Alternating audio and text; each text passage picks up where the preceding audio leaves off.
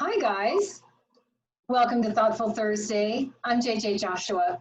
Today, I want to share about perspective and how sometimes our perspectives do not make us happy or deepen our connections to others or give us a sense of well-being, and how we might shift that just a little bit to help us find more peace of mind during these very confusing times. Often we see things and value things, and we think, well, we're right. Of course we do.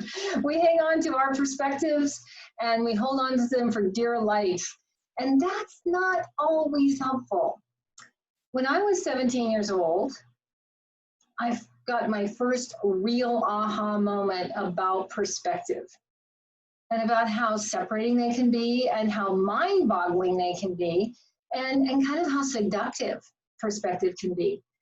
My older sister was getting married, and all the family was coming from all over the place to be at the wedding, including my Aunt Dode. And as far as I knew, Aunt Dode had never been on a plane before and not very far outside of her home in Norfolk, Nebraska.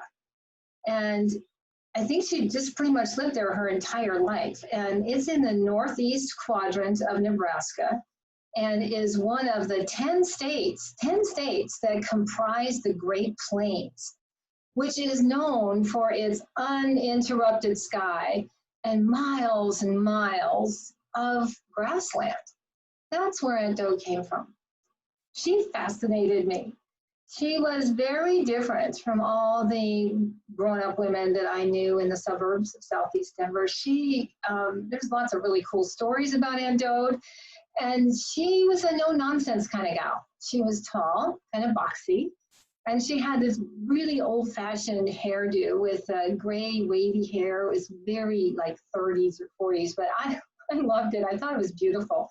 And she had dark rimmed glasses, and she had a voice that sounded as though she'd been smoking a pack a day since she was 12. I just thought she was so cool. And I was excited that I got to pick her up at the old Stapleton Airport in Denver, which isn't there anymore. But in the old days, you'd walk out of the airport and you would be in your face looking at this incredible view of the Front Range of the Rocky Mountains all the way from south to north. And this particular day was a Chamber of Commerce, blue sky, Colorado day, snow-capped mountains. You could see all the way south to Pikes Peak and north to Longs Peak. And I was so excited to share really my first love for the Rocky Mountains with Aunt Dode. So we get outside and I grab her hand and I say, look, Aunt Dode. And she did. She looked at the mountains carefully, north to south, south to north. She took them in. And then she turned to me and she said, well, sweetie, they're very pretty, but they sure do get in the way of the view. What? What? I was stunned silent, but in my head, I'm going, they are the view, Aunt Dode. They are the view. Plus, I was so disappointed. And I was a little bit mad and a little sad that this person did not love the mountains and see the value of them the same way I did. In that moment, my perspective was not making me happy, and it certainly wasn't helping me with my connection with Aunt Dode. I was in a little pouty mood all of a sudden. So for her, the view was that huge uninterrupted sky of Nebraska, and fields and miles as far as she could see, fields of crops and prairie and the grasses. That was her beautiful view, her experience.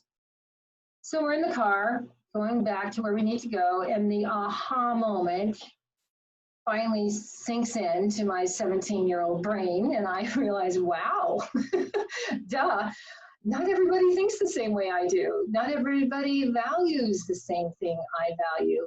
And it was that moment, it's those moments we have in life where we wake up, we grow up, and we start to see a much broader picture of things for a 17-year-old.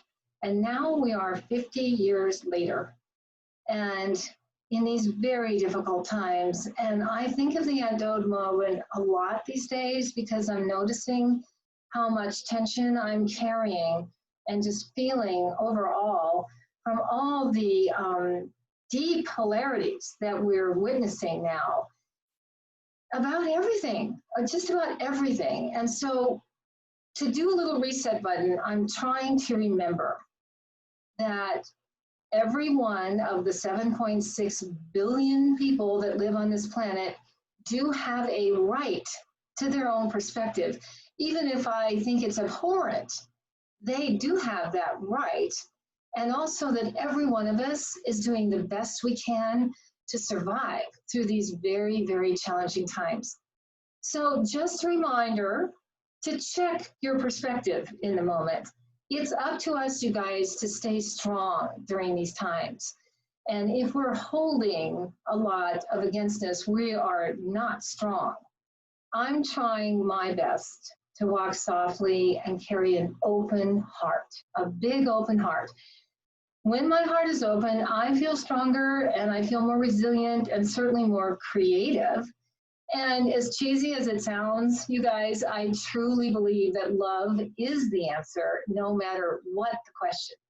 It's kind of like that old parable that if you're hating someone and holding a grudge against someone, what's really happening is that it's like you drinking the poison, expecting them to die. You and I are the ones that get hurt through that. So wherever you are today, I really hope you're enjoying your view. Thank you for clicking in. Be kind to your mind and everyone else's. Ta-ta for now.